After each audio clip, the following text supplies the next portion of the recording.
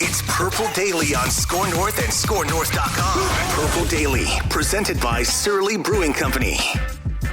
Two very unique quarterbacks who are going to be them and have personalities that are totally different, but they're both chuckers. They were born chucking. They'll go out chucking.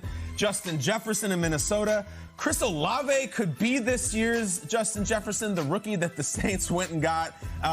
This one, if you're to pick one that's going to be up and down, back and forth, it feels like this one to me. This is going to be spectacular, whether you're into the Cousins brand, the Jameis brand, whoever it may be. Both these teams have new coaches. Both these teams have new eras and so much fireworks. I am way into Saints versus Vikings.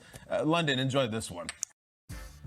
I love Kyle Brandt, but whoa, dude. First of all, we're already putting Chris Olave and Justin Jefferson in the same sentence. Yep. Pump the brakes. Yep. And the Kirk Cousins brand? Yes, that's what I was going to bring Brand? that up. The Kirk Cousins. If you're into the Kirk Cousins brand, what's the brand? What is if there's a Kirk Cousins brand, an umbrella, what are the things? What's the word association? Pizza Ranch. Pizza Ranch would be in there. Do you think he's ever actually eaten a meal at Pizza Ranch? Or do you think he just went there to tape some spots? Yes, I think he went there to tape spots. I would be shocked if. Do you think he stepped foot inside an actual Pizza Ranch, or did they go to some some green room studio? Yes.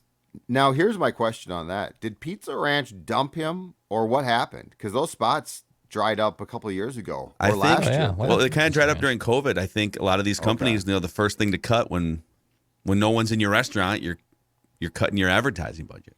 And that's what happened to us 2 years ago. All the advertisers were like, "Oh, we don't have money anymore," right? And we lost some of our friends and coworkers. But, anyways, I got sad real fast. Yeah, I was going to say, why'd you go there? I mean, I was just trying to have some fun with Pizza Ranch. Sorry, I blame Pizza Ranch for why Score North had to take a step back a couple years ago. My favorite part of that whole thing was Kirk's friend, Kevin. It was Kevin, who would just eat copious amounts of pizza. Kirk and Kevin just rocking a pizza buffet and crushing pizza. Cheersing pepperoni slice. And the one thing I'll give Kirk is he's in incredibly good shape. Like, I don't know that a lot of pizza crosses his lips. No, I don't know that he's like Tom Brady diligent with his regimen, but you don't put up the numbers and the career that he has without being in fairly decent shape in your early 30s. So anyhow, this is Purple Daily. 3 physical specimen, Phil Mackey, Judd Zulgad, and Declan Goff, our executive producer. We just want the Vikings to win a Super Bowl before we die. TCL is one of our partners here. They have a collection of new TVs delivering the most entertainment with stunning resolution, all at an affordable cost. Enjoy more of the things you love with TCL. So we'll get to it. Now, you guys have been clamoring for more 2023 mock drafts, and we've been looking for one that has the Vikings taking a quarterback. We may have found something for later in the show. I got a random Viking of the week for you guys, too. But earlier this week or late last week, listener Jeff emailed into the Score North app, and he said, since you guys throw out so many wonderful stats and deep dives of stats, I would love for Mackey to take on this project. The improvement Matthew Stafford had pre-2021 versus when he was with the Lions versus what he was like with the Rams in the Super Bowl year. Basically, how much did the McVay scheme, and Kevin O'Connell is hoping to borrow from that scheme, how much did the McVay scheme improve Matthew Stafford's game? Then, how can we apply that improvement percentage to Kirk Cousins' 2021 stats to see where he could be? Could Cousins break the top 10 in quarterbacks? Could he be higher? Basically, how did Stafford improve going to the Rams in that scheme? And then are there things to be applied to Kirk Cousins? So I have for you guys 4 areas of Matthew Stafford improvement that Kirk Cousins could take notes on. All right. Are you ready? Let's do it. Let's hear it, Kevin. Oh, we're gonna get music for this too. It's great. Oh, yeah. All right, let's do this. Okay. You like that? So I've got, and I'll, you guys chime in after each one of these here. And I will say that some of these areas of Stafford improvement are scheme related for sure. I think some might also just be Matthew Stafford, a former number 1 overall pick, just getting older, wiser, and better. He's just seen a lot of football, and age 34 seasons. Sometimes quarterbacks tend to break out in their early 30s. Mm-hmm. But the number 1 area of improvement, and I think this is more scheme and personnel, like he just gets to be plopped into a better car than he was in Detroit. Percentage of pass attempts to wide receivers. This is a really interesting one. So 72% of Matthew Stafford's targeted passes went to wide receivers last year. How does that compare with Detroit and with the Vikings? So 72%. That number was 53% with the Lions the previous year. And Hawkinson's a great tight end, but a lot of Hawkinson, a lot of running back, sort of check down type passes, screen passes, whatever it may be. So he goes from 53% targeted passes to receivers to 72%. Kirk Cousins last year with the Vikings and the Kubiak-Zimmer scheme was 60% of targets went to wide receivers. So, it's not like 20% versus 70, but that's enough of a gap where if you're targeting receivers an extra, even small handful of times per game, maybe it's 3, 5, 7 times. Yep. I think the Rams' philosophy is that wide receivers gain more yards than running backs and tight ends, and so get those guys the ball. Right. Because basically it starts with, I think, a philosophy of this, too. The check down's not your friend. The check down is the enemy of good, potentially, right? So, you don't want to have... it's the enemy of great. Yes, exactly. Mm-hmm. Because, it's fine. Oh, it's 3rd and 6, check down. Now it's 4th and 2. Now you're punting. And that's just the start. But, this is a great statistic because what it also shows you is it speaks to why the Rams, and I think subsequently the Vikings, will be in 11 personnel, or are a lot. Because when you provide a quarterback, and like Stafford with the Lions, which is dysfunctional, Cousins is risk adverse.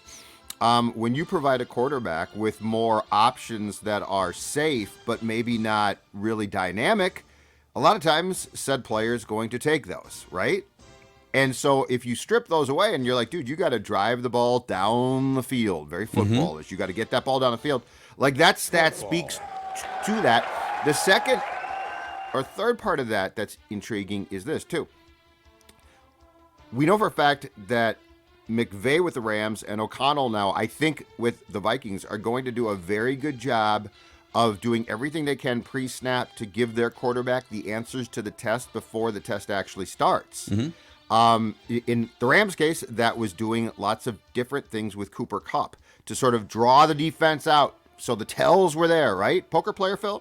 The tells are there. You know what's going to happen. Justin Jefferson will be that guy here. Well, he's a dynamic player. But if he can also help to provide the answers to the test pre-snap, now he goes from a dynamic player once the snap happens to dynamic in two ways. So like those stats might seem simple, but to me, they're actually intriguing, in-depth, and incredibly important to how you probably maximize a guy like Stafford and Cousins. Yep, and you mentioned 11 personnel, which, Come on! Football! And so for more of the casual fans out there that don't follow personnel groupings, that 11 personnel means 1 running back, 1 tight end, and 3 wide receivers. And the Rams ran more 3 wide receiver sets, more 11 personnel than basically any team in the NFL last year. It's a staple of the Sean McVay system. And that's when they talk about the illusion of complexity, right? They're actually using the same position grouping almost all the time, but they're changing up the motion. Sometimes they're changing up where guys line up. Sometimes Cooper Kupp is in the slot. Sometimes he's outside, right? You might change a running back out, et cetera, but they're running a lot of the same concepts. So they also, like I said, throw the ball to wide receivers more than basically any team, and they look to acquire good wide. They're not just settling for one good wide receiver and a bunch of scrappies. They're like, oh, we already have Cooper Kupp. Robert Woods got hurt, and then we're going to get Van Jefferson in the draft. Oh, and Odell Beckham Jr. is available. Let's just keep adding great wide receivers because those guys are going to get us more yards. They have more upside than running backs and tight ends. So I think that's more scheme, although Stafford's smart enough to know, too, that, I have all these receiver weapons. I should probably use them instead of throwing to backup tight ends or to, the third down running back for 7 yards. I think a lot of this, though, to the conversation of the improvement of Stafford is coaching. Yes, he's smart, but I also think that we tend to focus, and this is where coaches, right or wrong, get caught up in what they can change. We tend to focus on the quarterback looks great today or he looks bad. I think the coaches think I can manipulate greatness from him if I do the right things. Yeah. Like we see a play and think quarterback did a great job. A coach sees a play and thinks the fans don't know that I am responsible for that play. Yep. And so this goes back to why I think, right or wrong, that they think Kirk is going to work. Because like it sounds like I'm being a jerk, but I'm not. I think Kevin O'Connell thinks that he can put his brains, and he's a very smart football guy who was a quarterback who failed probably because he didn't have the actual talent. He thinks he can put his brain with Kirk's and now provide what he thinks is a potent quarterback. Yeah, one last thing on this. So Tyler Conklin was a really good safety blanket weapon. He stepped up as a backup into a starting role, and he was very good, and it got him a nice contract with the Jets. But Tyler Conklin had 87 targets last season for the Vikings. He was the third most targeted pass catcher behind Justin Jefferson, Adam Thielen. Bingo. He averaged fewer than 10 yards per reception. Justin Jefferson averages 15 yards per reception. KJ Osborne averages 13 yards per reception. So it may seem like, oh, yeah, Conklin's a good player. But if you really go into the math of it and the scheming of it, if you can swap out 30 targets away from Conklin and give them to even KJ Osborne, you have a chance to drastically increase your offensive output because KJ Osborne has a better chance for more yards after the catch, for explosive plays, etc. Yes. What you are saying, Phil, if I may, is this. Kirk is about to have the training wheels taken off his bicycle.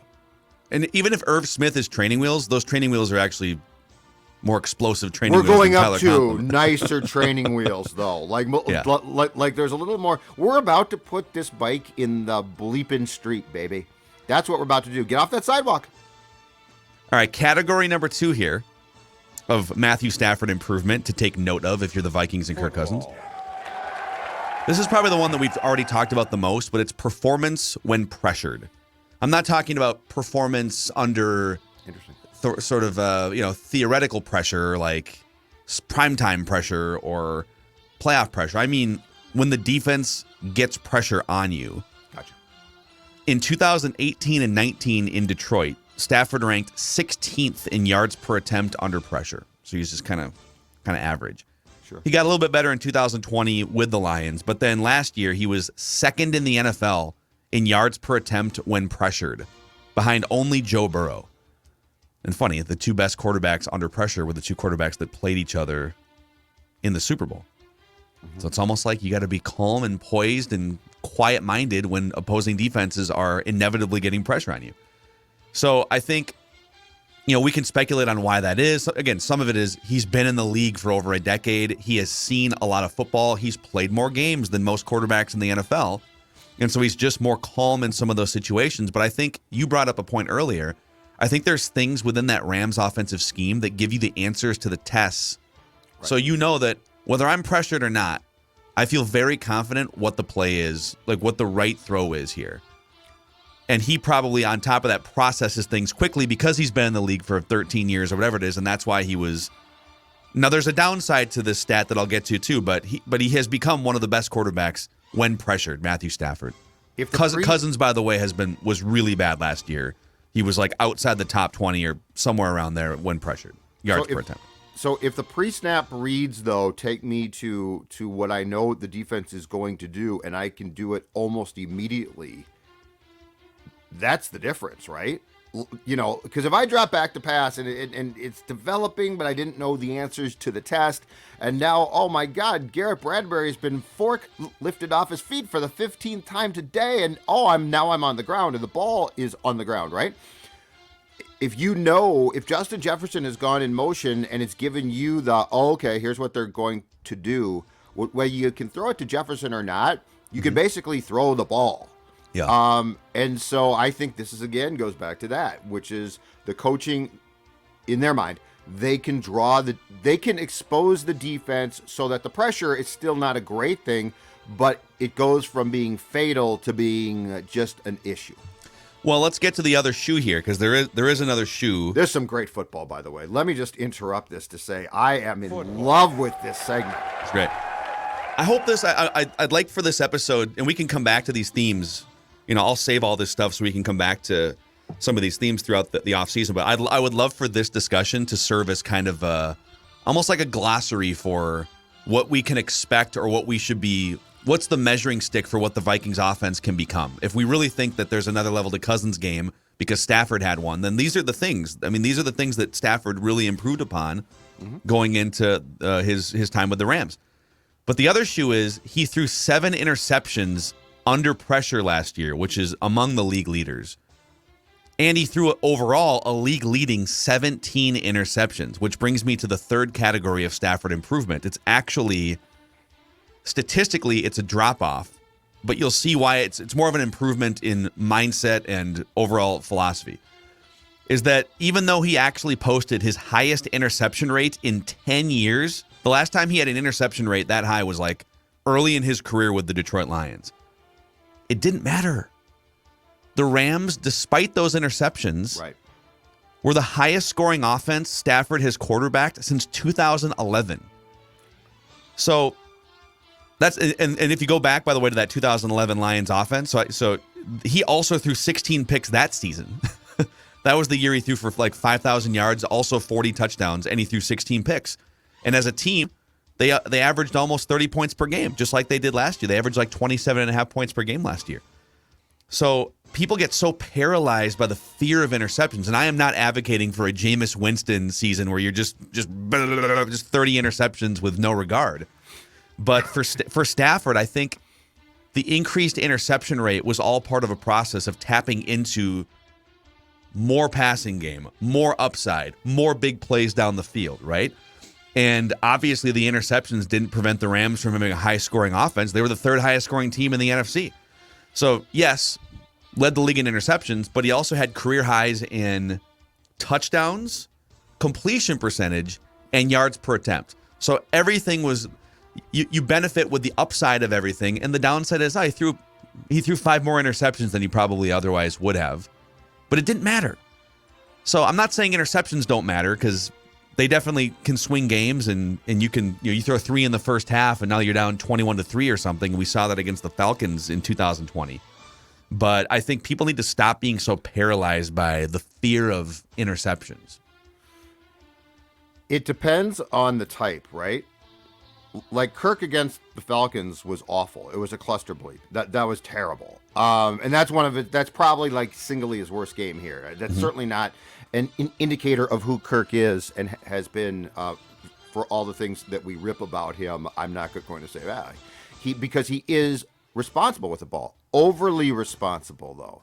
See, I think it's very important here. I think from here on out, our discussions about Kirk, if this is going to work, as we all hope, by the way, we all want to see them succeed, needs to tie Kirk in with O'Connell. And literally, I think we need to get comfortable with the fact that I guarantee you at some point in time, after Stafford was traded to the Rams last year, that McVay and Stafford sat down and had a long discussion about how things were going to change, how they were going to get him to succeed. And I guarantee you that privately, part of that discussion was you're going to throw more picks. And you know what? It's going to be okay. Because there's a difference when you throw 1970s picks, which are, I'm just going to fling the ball, as you talked about with Jameis. And, okay, there's a situation where previously I would have checked it down, but now we don't want that. We don't want you to do that. And you're going to throw a pass to Jefferson. And occasionally it's going to be picked. But if it's not picked, it's a huge play. So I really believe, and this is where I wonder and where I've said I don't think Kirk and Stafford can be compared, because I don't know that Kirk can bring himself to do this, even if O'Connell says it's fine. And Zimmer on his way out the door even tried this. Now, he didn't do it with a plan. That's the problem. O'Connell will have a plan.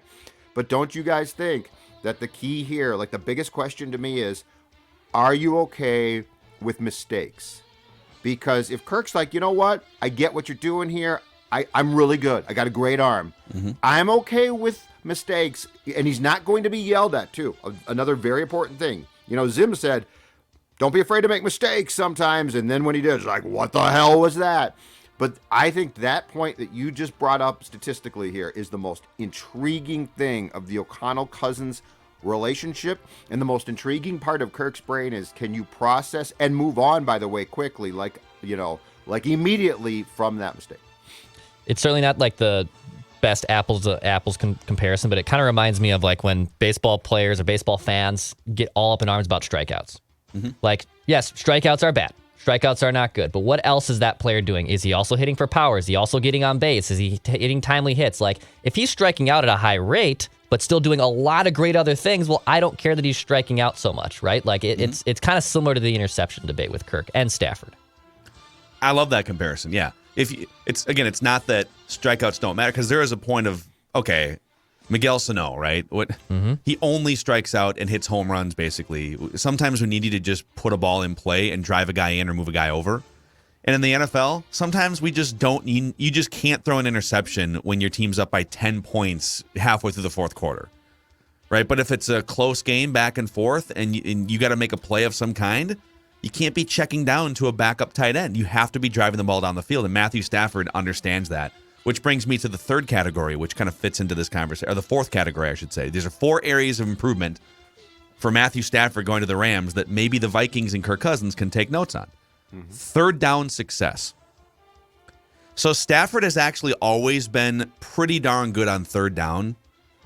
So I mostly just want to highlight the difference between Stafford and Cousins on third down. Now, he was also really good on third down last year. Just kind of solidified him being good on third down with the Rams last year. But last season, Stafford was third among all quarterbacks in expected points added on third down passing plays, behind only Patrick Mahomes and Kyler Murray. And Murray was doing a lot of that. I'm fairly certain some of the runs I think some of the runs might have factored into this too. But third in the NFL in expected points added on third down. Cousins was 21st, behind Daniel Jones and Trevor Siemian. On third down success rate, so that means basically, did you convert a first down on third down through the air? Stafford was second last year in third down success rate. Cousins was 30th. So when the opposing team pretty much knows you're going to pass, right? It's 3rd and 5, it's 3rd and 8. How well do you perform? Now, the Rams' offensive line, through scheme and otherwise, was better than the Vikings' offensive line. But don't tell me that gap was 100% due to the offensive line. That's the mistake people make. It's like, well, the offensive line. Right. Right. I'm sorry. One guy was second. The other guy was 30th. I don't blame the offensive line in full for that. So what can the Vikings do to tap into schematically and otherwise the success that the Rams and Stafford had on third down last year? So that's the fourth category. That's just, third down stats. That's just third down period. Correct. Yes. Because I think the answer is I think there's a few things, starting with this. What's the third down? If it's, the problem is if it's 3rd and long, it's damn tough. If it's 3rd and 5, 3rd and 4, now we're talking. Mm-hmm. So I'm telling you, I think a lot of this is going to come down to the ability of the offensive coaching staff to actually be sort of to play a huge role here in managing things, in helping Kirk. I don't think we talk about the fact that, like, if we want to be as friendly to Kirk as possible, Kirk needs help. Like, Kirk needs, and I'm not talking about like, well, blocking help. Yeah, that's great. He does. But I'm talking about he needs help to process. I don't think he's a great processor. I think he's got a really good quarterback makeup as far as the body goes, right? Yeah. He's got the arm. I don't think he processes well. And now I would argue that in Washington, the Zim thing didn't work for sure. And I'm not going to lie about that and say, oh, Zimmer was fine. He wasn't fine. But, I think in Washington, he probably had some really nice components of help. They didn't necessarily get him to where they wanted to go. But now the question is, like on third down, because if you put Kirk in 3rd and 3, the play calling is wide open. And Phil, to your point from about 1,000 times last year, and it was exactly right. Yeah. What's your second down approach to be in third down? Well, I'll give you another one here. Actually, let's call it you get a bonus category of Matthew Stafford improvement here, okay? We're going so deep right now. You get a 5th category, okay? So The Athletic put this out. It's another, and so sometimes I wonder, like, how much should we explain how the sausage is made here? But EPA is expected points added, and it's being used in NFL front offices quite a bit, and now it's kind of leaking out into the mainstream. It's basically when you start a drive from your own 20-yard line or something, your expected points on that drive start at like 1 point. That you're on average, you would get from this field position, 1st and 10 from the 20-yard line, then you would be expected to score 1.5 points on average, right? And then if you hit a 40-yard pass on the first down and 10 play that puts you into field goal range, now your expected points go from 1.5 to 5 on that drive. So that play would, I'm making these numbers up a little bit, that play would have gained you 3.5 expected points. Okay. And so you can, now if you take a sack and fumble and the other team gets the ball, now you're minus points, right? Yep. So that's kind of where that statistic is rooted. And they put together this too. Expected points added on first read scheme throws. So you drop back. This is your first read. Everything's clean. Let's go. And Kirk Cousins is one of the 4 best quarterbacks in the NFL by that measurement. First drop back, first read, structure, go. The 4 best quarterbacks in order last year were Aaron Rodgers, Patrick Mahomes, Matthew Stafford, and Kirk Cousins. Mm-hmm. What about when things get messy? So when the structure breaks down, so it's your second and third read, or it's a scramble drill, or some other thing that kind of breaks the play down. Matthew Stafford remains toward the top of that list. Lamar Jackson's number 1, not surprising, right? Use your legs to extend a play. Tom Brady is number 2, because he's just, even though he can't move, he's just brilliant at being able to take a step and, okay, where's my next read? Josh Allen is 3rd, not surprising. Matthew Stafford is 4th. This is a plot graph. There are at least 20 to 25 quarterbacks above Kirk Cousins on the when things break down list in terms of he is a negative. He's in the negative expected points added once you get beyond the first read. Mm-hmm. He is so great when things are perfect, but that's not how the NFL operates. So again, that's another thing. Can they scheme him to be better? Listen, if that's not there, how can we keep a quiet mind and find something over here instead? Right. But that also involves largely a play calling plan that keeps you in down and distances that are doable. So like the whole thing of it's 2nd and 13 and we're going to run. That's about the worst thing that you can do to Kirk, because now you're in 3rd and 10 and that's a pain too. And now Kirk's panicked. And so like the thing about it is the most telling thing about the 2021 Vikings offense to me was this. The scripted plays with an OC who was in so far over his head he was drowning, and an offense that had great components but wasn't really well run. The scripted plays were fantastic. Cleveland had the game here. Cleveland had a great defensive game, but what did the Vikings do? They went down and scored. The Cardinals game, bang. I think first play from scrimmage, KJ Osborne, deep touchdown. So if you have a competent offensive staff, and I'm not saying that you script an entire game. You can't, you don't. But you can have far more of a clue. It was like when the scripted plays ran out on Clint Kubiak and Kirk, everyone was like, oh my God, what should we do now? What are we going to do, right? See, that's the thing is the coaches still need to continue to have the answers for Kirk. Doesn't mean they're scripted, but it means they can think fast. It goes back to McVay year 1 with Goff. What did he do? He was in that helmet, McVay was, saying, here's what the defense is doing until it's shut off. Yeah. Something like that. Well, it sounds to me like, the offensive staff needs to elevate performance here. And you know what? That's what Valley Park Medical Clinic is dedicated to doing, providing breakthrough ED remedies to men in the greater Minneapolis area. Do not be ashamed. This is a thing that happens. We're here to talk about it publicly on the show here. Valley Park is the only clinic in Minnesota to use True Pulse Protocol, one of the most effective solutions for ED available. The treatments are surgery-free, drug-free, and non-invasive, and they'll work with you in a discreet manner to make you feel at home so you can ask any question in a professional, confidential environment. ValleyParkMedicalClinic.com. That's ValleyParkMedicalClinic.com. Real quick, also, let's tell the audience about how Judd looks so skinny. People keep commenting on these videos like, wow, look at Judd. I appreciate Skinny that. Judd. And that, of course, is thanks to, as I've been talking about since September now, I can't believe it's been that long, down 40 pounds, thanks to LIVIA Weight Control Centers.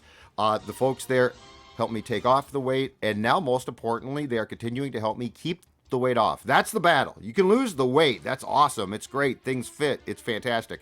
But can you keep the weight off? That has been the battle of my 52 years on this planet. And I'm finally, from me, the answer is yes. And now I want you to join as well. It's the new Simple Start plan for only $59. You get one-on-one personalized and guided support online or in person from Livia's team of experts. How do you get hold of them to get this?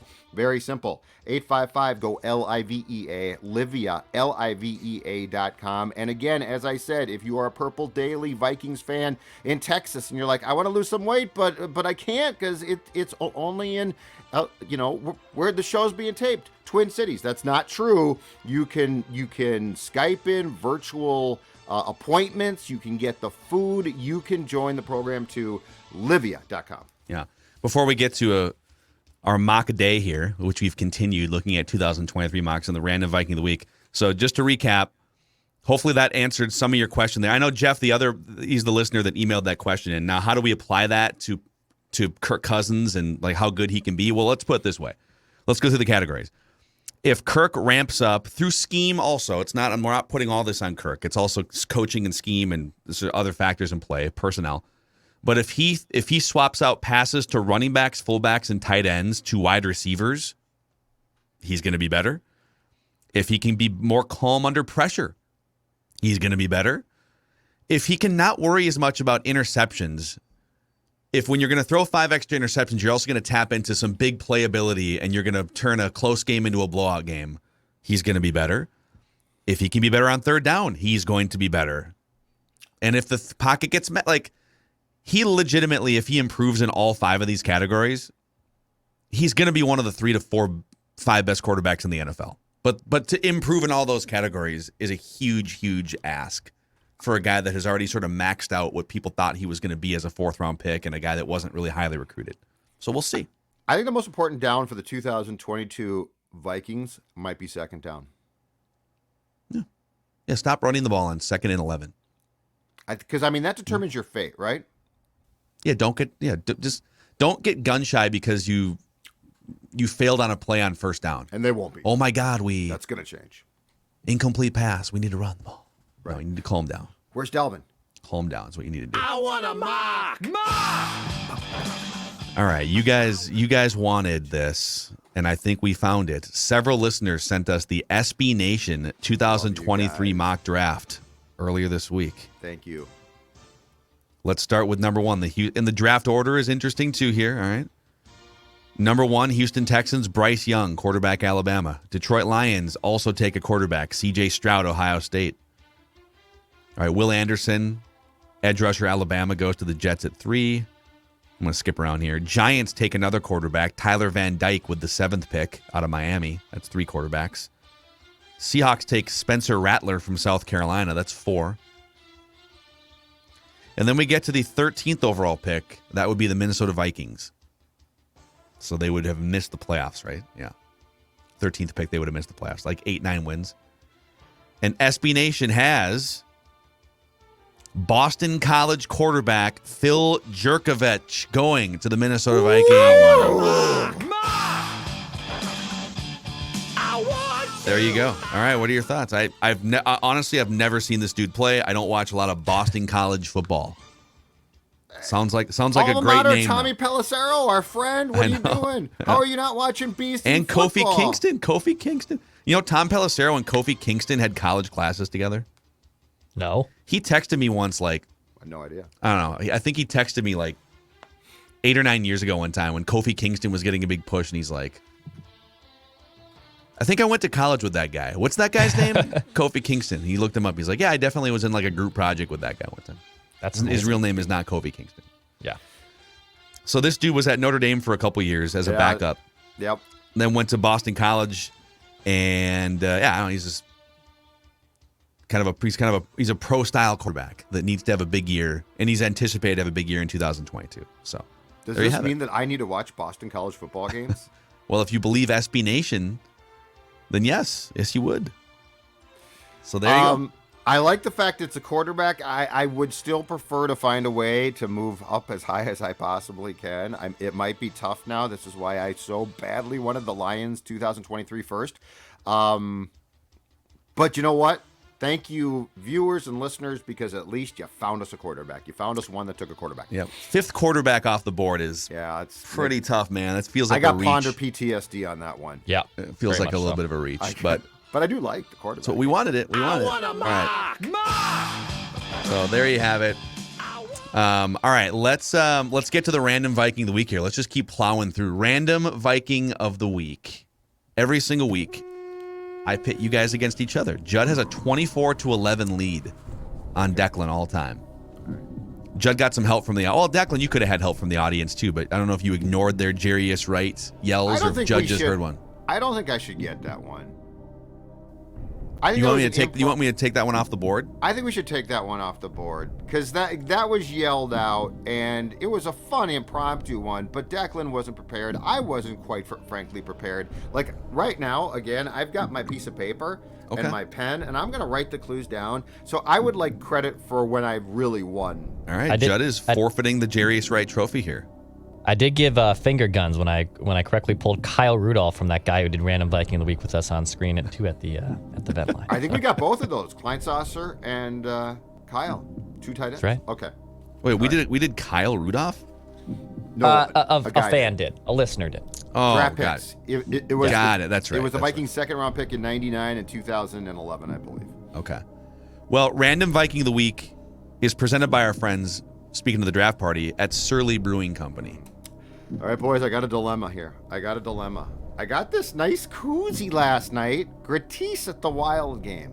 And this weekend, when I'm watching the team play, I'm going to need something to put in the koozie. What am I going to put in? Oh, I know. That wasn't too hard, was it, ladies and gentlemen? A Surly Furious obviously will be resting. Surly needs a sweater.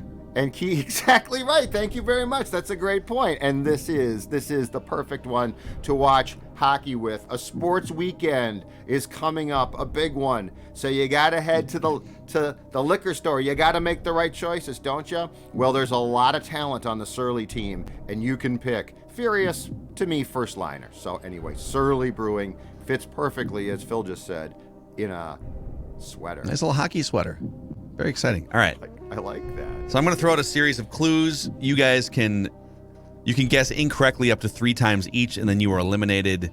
You can ask me questions. I can decide if I want to answer them. Some of the more recent random Vikings of the week have been Mwelde Moore, Matthew Hatchett, Visante Shanko, Bobby Wade, and Daryl Bevell, also a couple months ago. Excellent. Snuck a coach in on you guys. Yeah, I didn't like that. I got mad.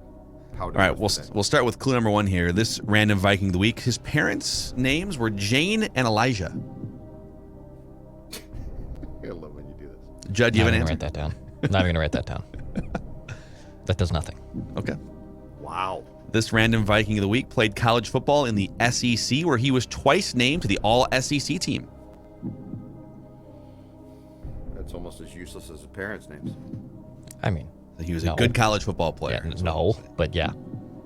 He was a 2-time Pro Bowler in the NFL. So maybe not so random. You know, he's at least somewhat noteworthy. So he took the success from the college ranks to the pros. That does help. Yeah, maybe not to the fullest extent. I'll throw that in as a clue. He could have played pro baseball, but chose football instead. Oh, that's a good clue. I'm actually kind of surprised that there's so many guys that could have played basketball or baseball and then chose to get their bones crunched instead in the National Football League. Oh. All right, this random Viking of the week was once hired as a spokesperson for UPS.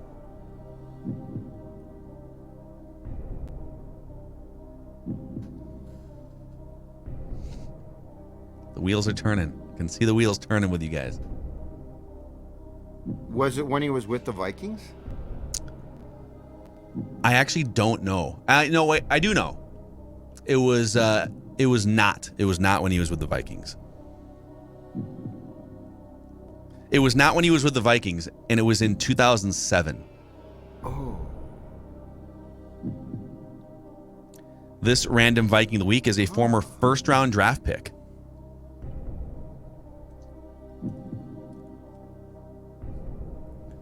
All right, this random Viking of the week had 24 fumble recoveries in his career.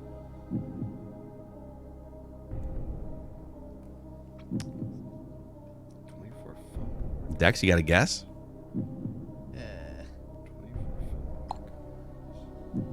No, it's not him. I'm not wasting the guess. Okay. This random Viking of the week actually got into broadcasting briefly in the middle of his career, while recovering from an injury. He took some time to explore a little broadcasting. This random Viking of the week ran for over 2,000 yards and 18 touchdowns in his career. Chester Taylor. That's a really good guess. No, but he went to Toledo. Wow, Judd. Pulling Toledo. Chester Taylor, Toledo. He did. It's amazing. He played against the Gophers. Wait, what? So broadcasting, and then what? He ran for what? He ran for over 2,000 yards and 18 touchdowns in his career. 2,000 yards. God, you've really got me thrown now. You've thrown out dual statistics that speak to the different side of the ball. Do they? No, well, at first they did, yes. Now, not so much. Now I see. I got you guys in the spin cycle right now. This is great. All You right. said did you say ran for over 2,000 yards or accumulated 2,000? Ran using his legs. This random Viking of the week never really had great supporting cast. He actually never played in a playoff game. Despite playing in over 130 career NFL games, never played in a playoff game. It's actually kind of amazing to not have ever played in a playoff game. So you.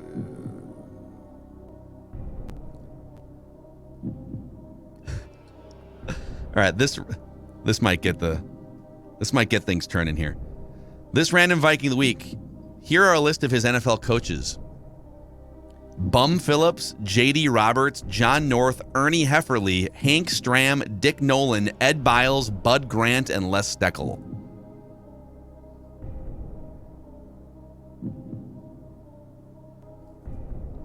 Oh God! I mean, this random Viking of the week. Oh my God! You're going so far back. This random Viking of the week. He started various games for the Vikings, but actually never played on a Vikings winning. Like the games he played for the Vikings, they never won one of them.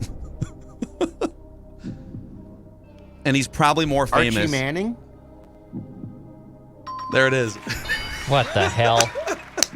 Archie Manning, the godfather of the great Manning quarterback family, is your random Viking of the week.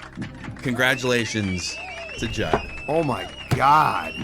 Throw some love to the old viewers and listeners of this show, baby. I never thought you'd go. Did you get complaints about the fact that you don't do old school, like really old school Vikings? No, man. I think wow. we need to pay homage to some of the old school Vikings. I got no problem with that. I'm just saying I didn't. Wow.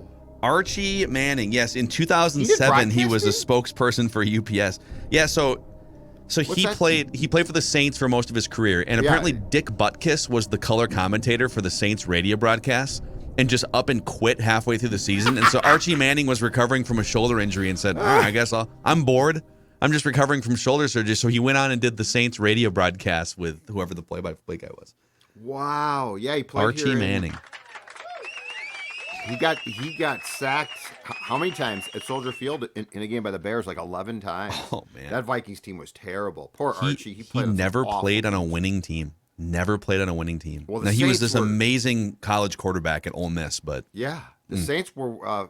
Saints fans, I think, originated, if I'm not mistaken, wearing a paper bag on your head back then. Pretty sure. Yeah, I'm pretty sure that's the case. Oh, my God. That was a pull. There you have it. That's the random Viking of the week here on Purple Daily. Daily Vikings Entertainment, presented also by Federated Mutual Insurance Company. They've been around for over 100 years. You know, if you're a quarterback that gets sacked as often as Archie Manning did back in the day, you could use a little risk management in your life. And that's where Federated comes in with all sorts of tools, resources, and people to help you navigate the roller coaster ride that can be running a business. They'll help you maximize your success and minimize your risk. FederatedInsurance.com, where it's our business to protect yours. We'll see you guys tomorrow on Purple Daily.